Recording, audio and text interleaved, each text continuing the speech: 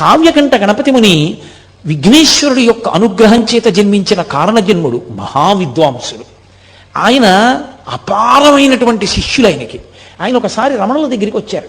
వచ్చి తపస్సనగా ఏమి అని అడిగారు.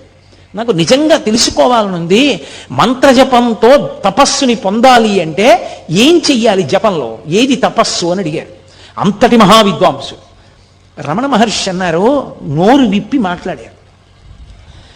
మంత్రజపం చేసినప్పుడు ఆ మంత్రం యొక్క స్వరం ఎక్కడ నుంచి బయటికి వస్తోందో ఆ మూలస్థానంలోకి లయమైపోవడమే జపం. మాట మాట్లాడుతున్నప్పుడు ఆ మాటలన్నీ ఎక్కడ ఉత్పత్తి అవుతున్నాయో ఆ ఉత్పత్తి అవుతున్న స్థానంలోకి లయమైపోవడమే తపస్సు. దీనికే తపస్సు అంటారన్నారు.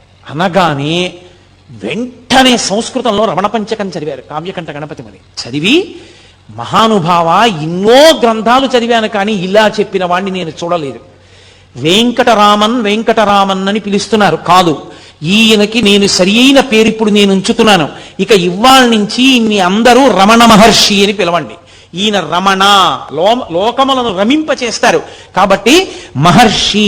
ఎందుకు మహర్షి అంటున్నానంటే, ఊర్ధ్వరేతస్కుడై, శాపానుగ్రహ సమర్థుడై, ఇంద్రియములను గెలిచినటువంటి వాడై, పరమేశ్వర తత్వాన్ని జీర్ణం చేసుకున్నవాడై, బ్రహ్మమును తెలుసుకుని బ్రహ్మముగా నిలబడినవాడు. కాబట్టి త్రికాలవేది కనుక ఇన్ని మహర్షి అని పిలుస్తున్నాను.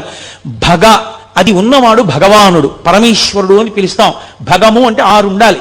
ఆ 6 ఐశ్వర్యము, సమగ్రత్వము, ధర్మము, యశస్సు, శ్రియము, జ్ఞానము, వైరాగ్యము. ఈ 7 ఉంటే భగవంతుడు అని పిలుస్తారు. ఈ 7 పుష్కలంగా ఆయన యందు ఉన్నాయి. అపారమైన తపస్సు చేత మహర్షి అయి ఈ 7టిని పరమేశ్వరుడితో సమానంగా పొందారు కనుక ఇక నుండి వీరిని భగవాన్ రమణ మహర్షి అని పిలవండి అన్నారు. కావ్యకంఠ గణపతి ముని పెట్టినటువంటి పేరే భగవాన్ రమణ మహర్షి అన్న పేరు తరువాతి కాలంలో లోకంలో ప్రచారమైంది.